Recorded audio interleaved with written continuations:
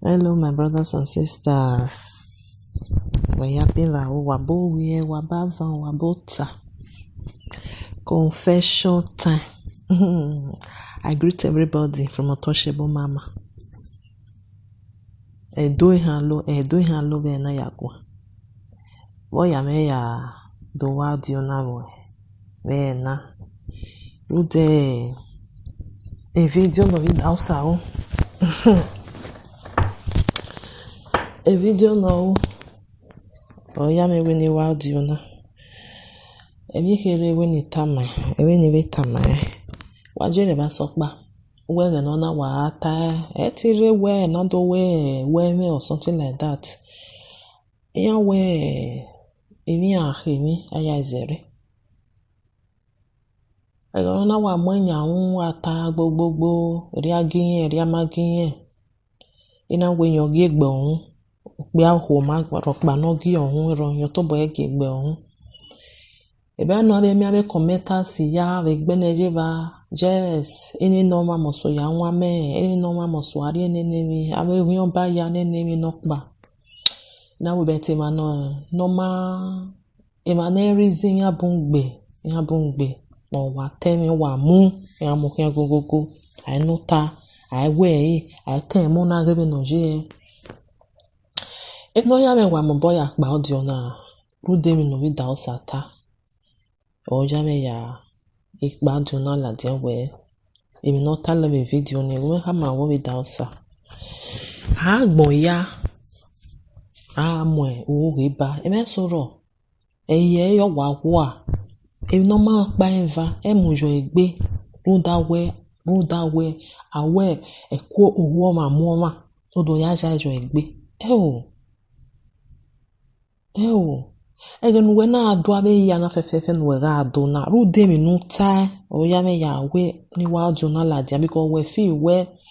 em na ni utali ya ne si ho we George we nu la dia nu we do ta mi no ya so no we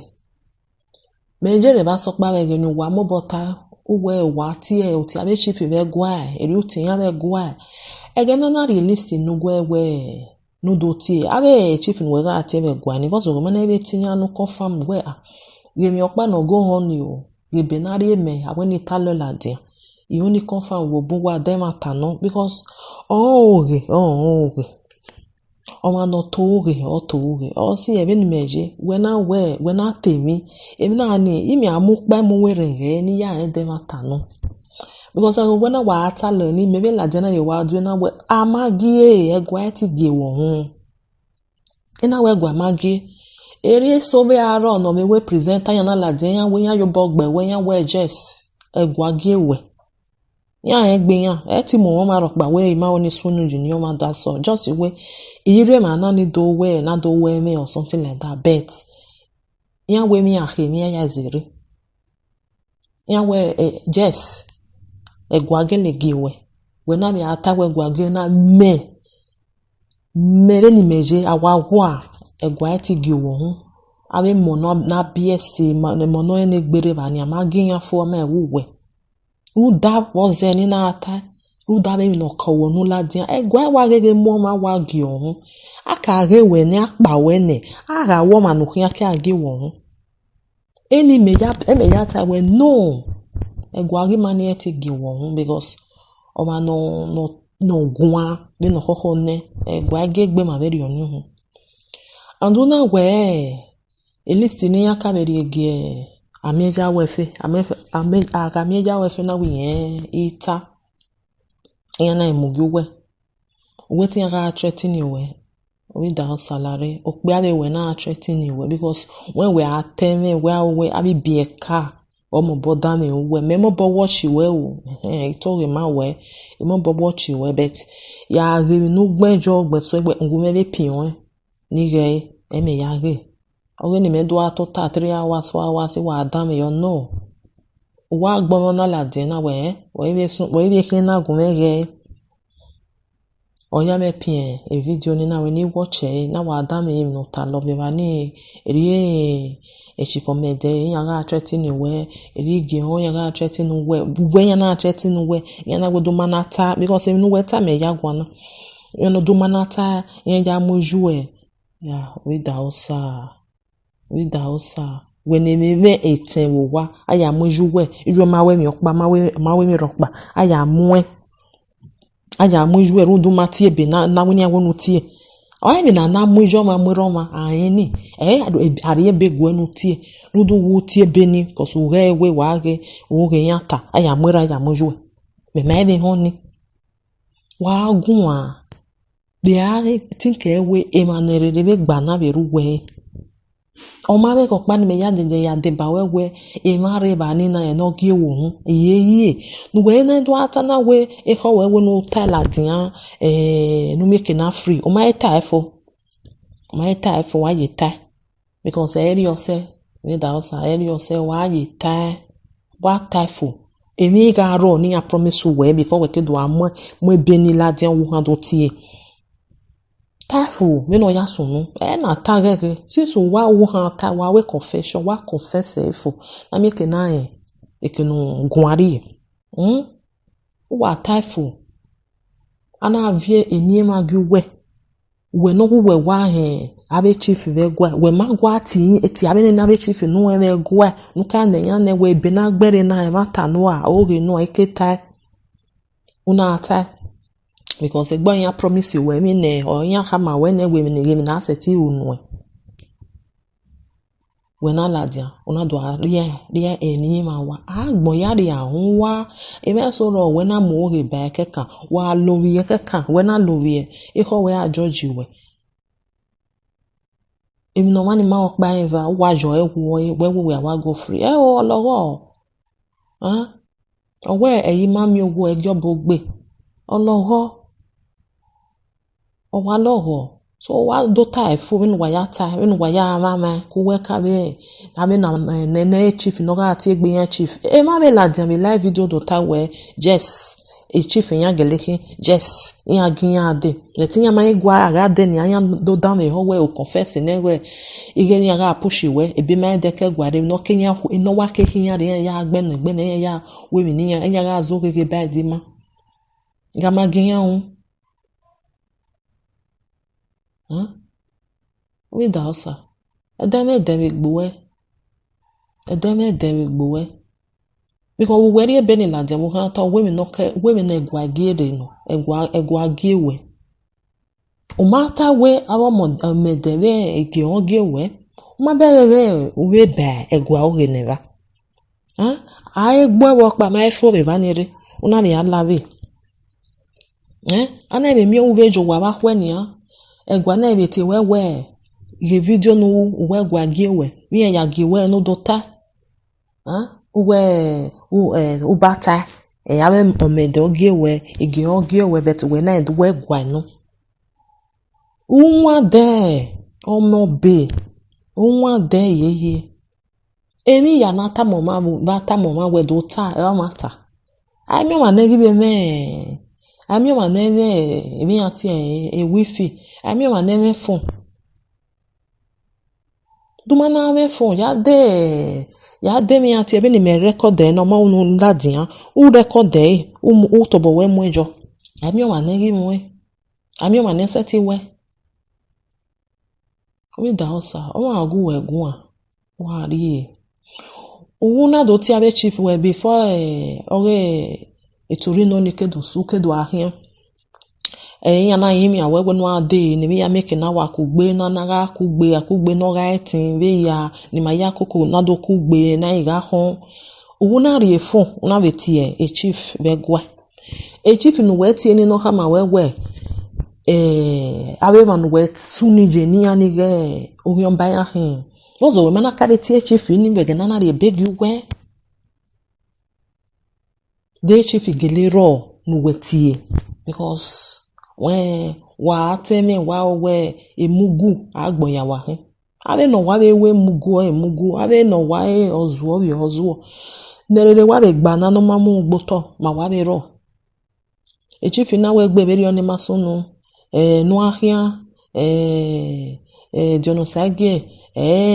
ohionba no ahia ori tamawe no na we wa jo the chief no be tamawo ni Abi ho wo hama wewe eminu dona rema. Abi wo YouTube weto tano ye wewe. Abi mi anani ya wa una ema yaji kuni. Wa iga toge oge bungbe.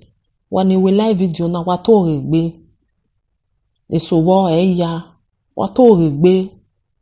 Wa mi black wa we ready no beni wana wa we na ni ready no wa change ema watch wa emnu wa ta many people run wa believe o wa jaji o we no mana wa ta is a truth wa no matter wa no very o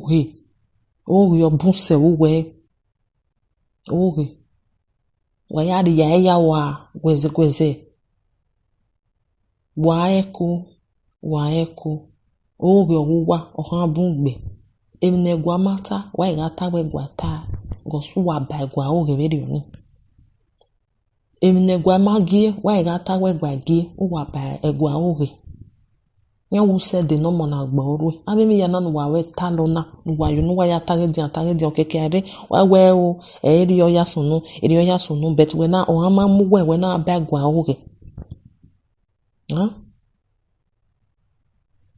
Egba emi ni a promise we ni a wa get ya we yan ri we ruduje party o we na we handle fanya ni sawa because then me ti believe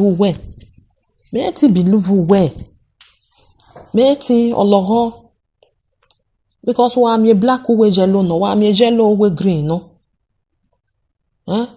Egba emi na promise we since yan dare we October we pa gari kuni yan we ni a promise we agiri enu o we emi no wa je na ni agumento fanu no wa no do ta me bi agbo me no ya so no we ti trust we ye enu we na ta ni me wa do ta we awe ege oni o ma dan wa hin no pa ma dan okaru we ho ne da so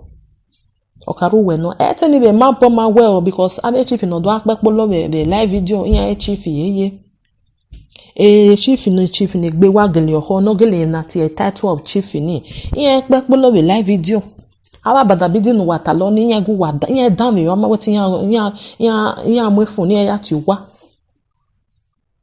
awe chief no ene gbe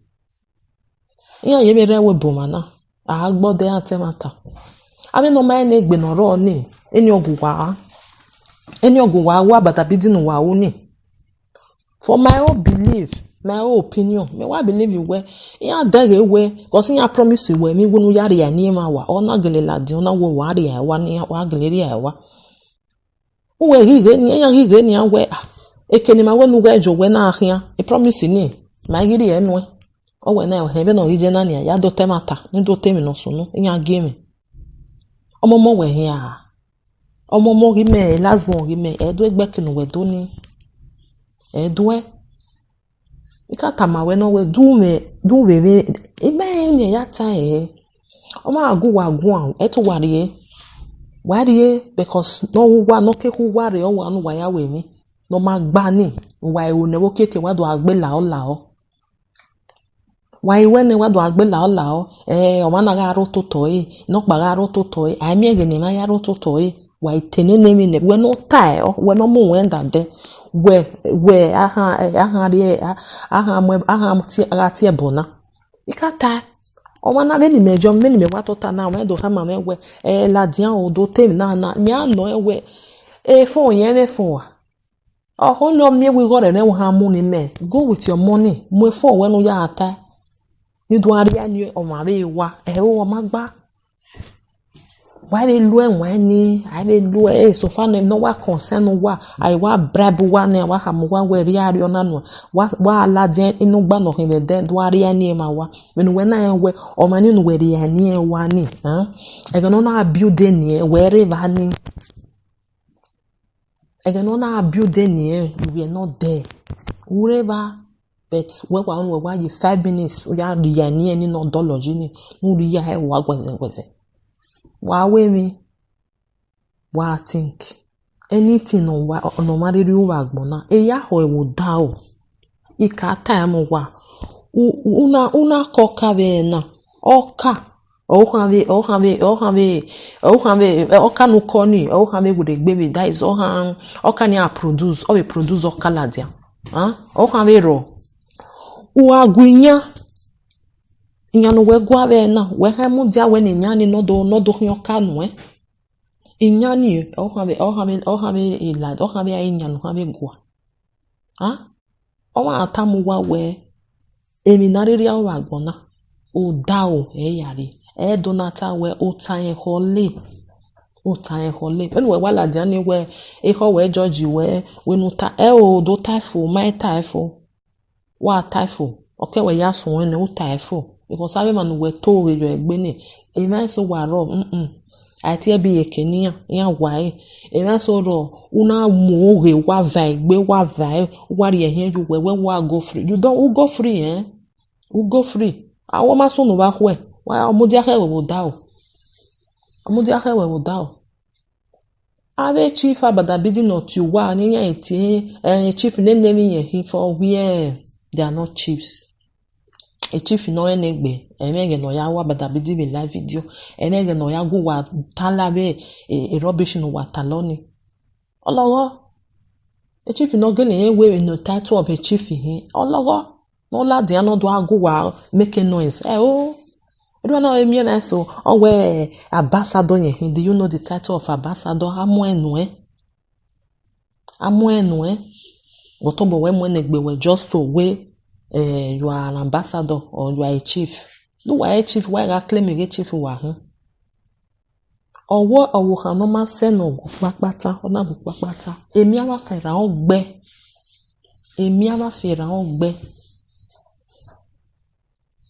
So we dausa. Ma be ni wata na mare doti abonwe. Wa weti doti abonwe o. Take very oni. Emnegbe we gwa lo e ono. For me, he might have bonwe, but do typho, you know, yes or no. Because I mean, we were watching the video now where we are table no na, and you're not chatting no way. You're not chatting no way when you bug bear where. When you bug bear where, I mean, no here, I will mean no here. I'm not chatting no way. You're not your sister, your womb, you're not threatening you well. Hey, wa gwa. If I know me nwa me reba ni na gugwa. O ma na ye your sister your womb na ye threat selfie. O ye be zuwe gbo ye be temi no ka ke no beta. Ama wa ma der your sister nya wo. Emi no ga ro we ho. O ga ro we ho no ta because ya ta be ni wa ma mure na nia iwa ta eni ya me keni ya ji. Emi ro toto do taifo o ma ifo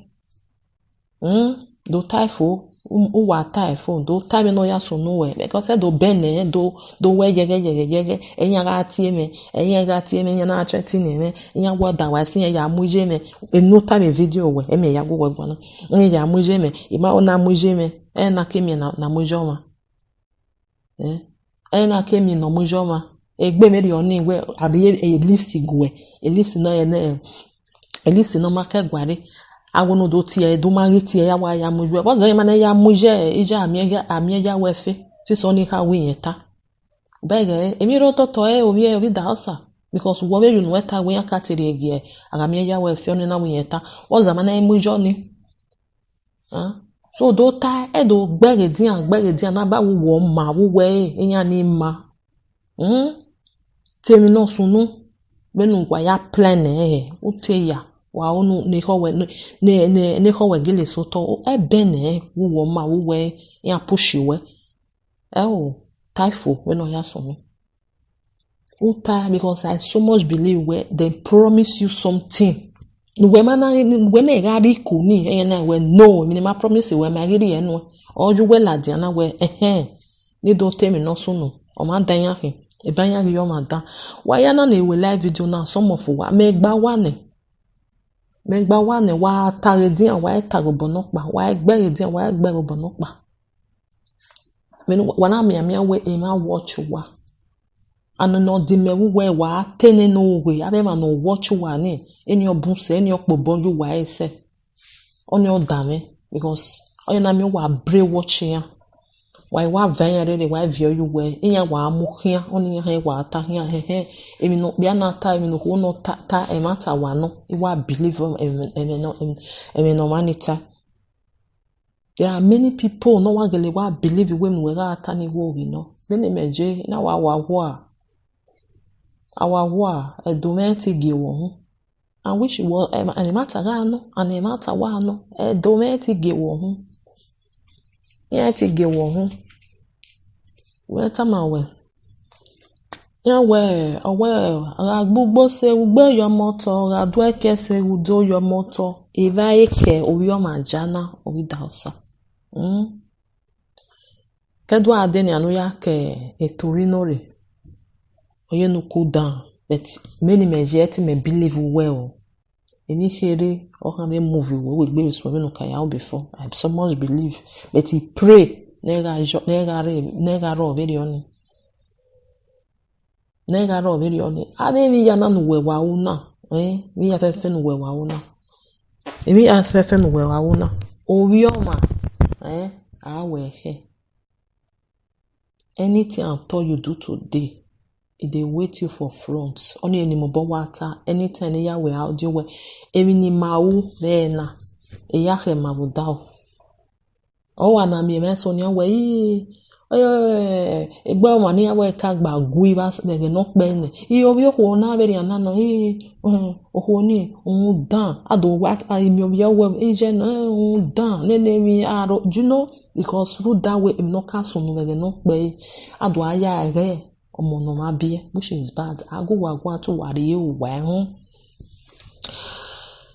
to wari e to wa ho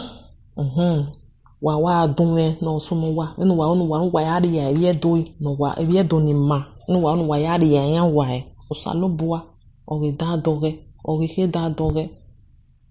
no gwa adun odun wo do no ma gwa adun odun wo tekeka ota o e hole eri obeje abemani kamu wanu wa ride down wa carry on who we better work ebe ma not ma we wege ni we no na ata wege ni we eri enokpa oyomba ya ha ma we no ride down wege ni but when we na me do confess na we ama ebe ma ke gware we taga push we jo wa we ni da onu we ni ya age we da onu we ni ya age we wa temi okpa wona temi gbe igbo okpa e kan o e ma tabu we nipa ni ro no ga ya we mi ro e no nwa e binu we be junior we 50 something years old respect yourself and o be ya ohu o respect gbe wa o no ma respect we respect gbe we edwa wa badabidi edwa temi no magba emi ni bie kama o we ni no wa we dwa adwe just nu jari ya ma eniwa just nu ya we no more my o ma na we na gbon aga sono which is bad o ma ni build ni ure ba ni but do le ni eji ure ba gema ya nu we sunu je ni nuga ateni ebe derio Jonosage Destiny esteem ya aibe no me ba ni nuga asunu je ni ya man na ya build ni anege no pe you were not there you were try no what we ru that way awe ara mo wo ma awari ebe nu we o ma confirm enu ta ewu ga ti egwa me ma no ti egwa o ma confirm na amure ya ga push we ari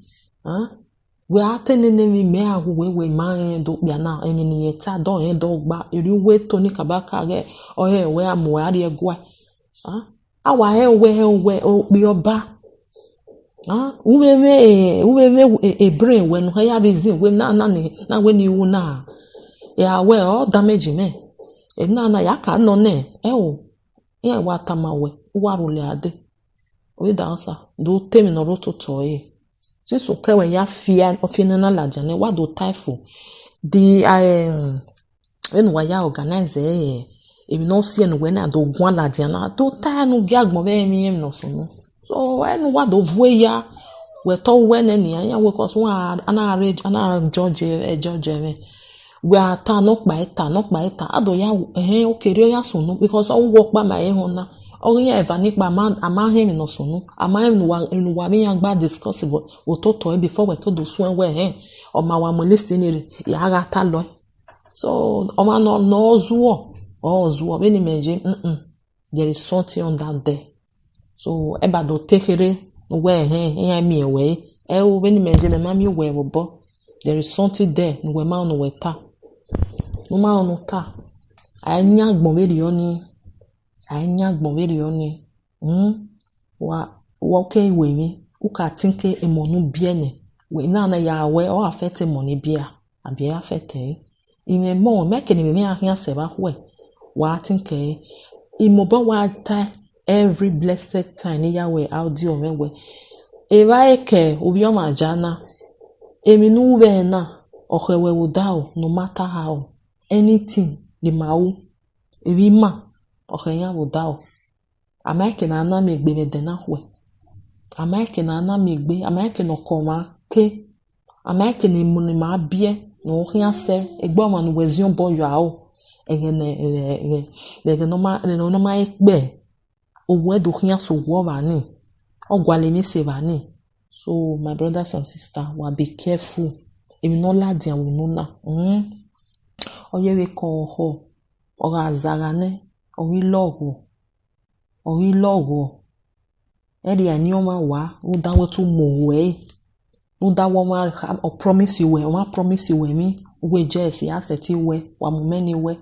Udo ri anyoma ni wa okeke aire, udo gbigwe anyi gwe, numetama we. Ina so raw. Ohun no yimia ehore omakbabare agbon ya je me na genocide no ta we I don't forgive me ehore no sa obari no ni different person wa me ni mo na ya deke ki no ma heke o ka ma when you forgiving but emi no we oro ehore there are many people like that or see eme imo say money be or say no da for me or say me all the time I use etima only was say but also bonamie also bonamie ami osukmo ami osierai ami osenagbagun ami you know also bonamie ina wa resolve me money be or da for me mi je me iya o say me ima igwa lowe or abungbe erima orí daosa igba ati we ayuze nwanwe do me wisdom